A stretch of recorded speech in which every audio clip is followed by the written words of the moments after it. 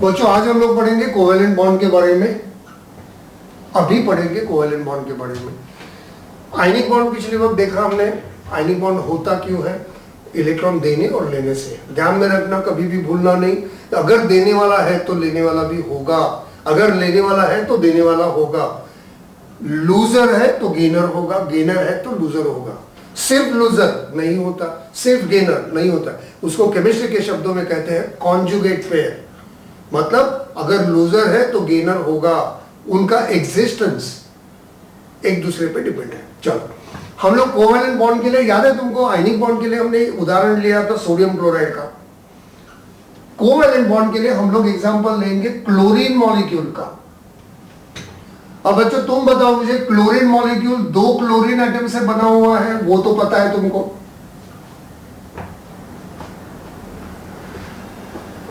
ये दोनों क्लोरीन दोनों सेम है। हम दोनों को डिफरेंशिएट करेंगे। इसको मैं कहता हूं क्लोरीन एटम ए, इसको मैं कहता हूं chlorine atom B.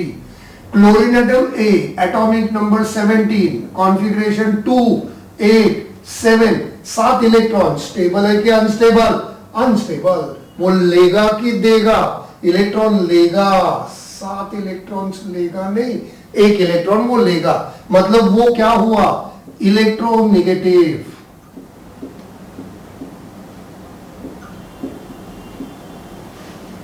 Chlorine atom B atomic number 17, configuration होगा 287,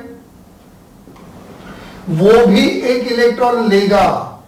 तो क्लोरीन एटम बी भी इलेक्ट्रोनेगेटिव है।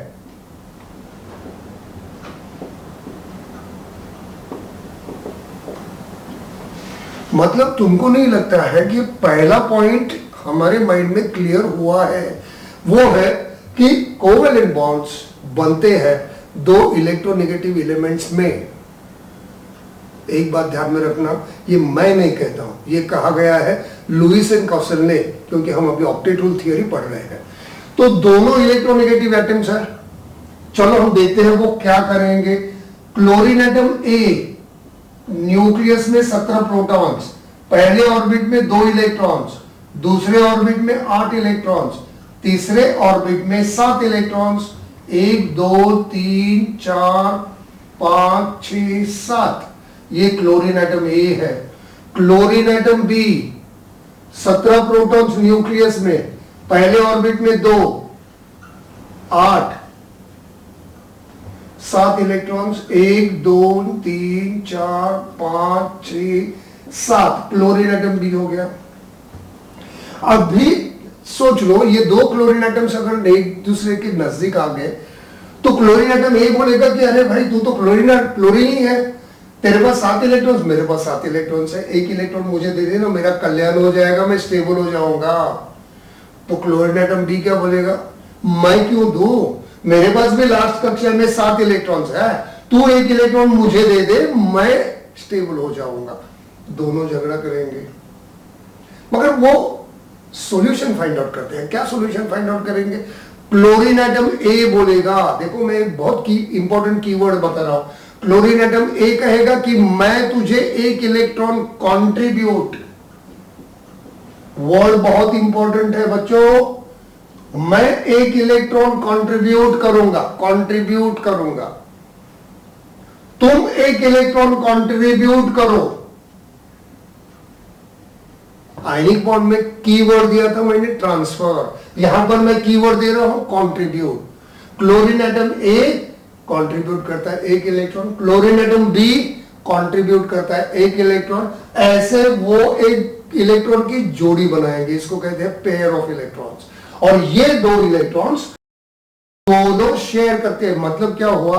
ये 2 इलेक्ट्रॉन्स क्लोरीन एटम ए में भी घूमेंगे, क्लोरीन एटम बी में भी घूमेंगे। और जब ये 2 ऐसे साथ में एक दूसरे का हाथ पकड़ के घूमते नहीं है, ओके, मगर ये दोनों इलेक्ट्रॉन्स दोनों एटम्स के ऑर्बिट्स में घूमेंगे। इसलिए हम कहते हैं कि ये दोनों इलेक्ट्रॉन्स वो दोनों ने शेयर किया। अब तुम बताओ मुझे, अगर ये दोनों इलेक्ट्रॉन्स दोनों की ऑर्बिट्स में घूम रहे हैं तो क्या ये 2 क्लोरीन एटम्स दूर जा सकते हैं? नहीं जा सकते हैं। क्यों नहीं जा सकते? क्योंकि उन्होंने ये दो इलेक्ट्रॉन्स को क्या किया है? शेयर किया है। वो दो इलेक्ट्रॉन्स को क्या किया है? शेयर किया है। तो बच्चों, ये sharing he force of attraction है। ये शेयरिंग की वजह से ही वो एक दूसरे से दूर नहीं जा सकते हैं। और जब दो एटम्स में ऐसे इलेक्ट्रॉन्स का शेयरिंग होके फोर्स ऑफ अट्रैक्शन बढ़ता है, वो फोर्स ऑफ अट्रैक्शन को हम कहेंगे कोवैलेंट बॉन्ड। समझ में आई बात? अब देखते हैं इसका लुईस डॉट डैश स्ट्रक्चर कैसे करेंगे। लुईस भाई ने बताया था ये स्ट्रक्चर, ये रिप्रेजेंटेशन जो कि हमने आयनिक बॉन्ड में भी किया था, अभी यहां पर भी देखते हैं।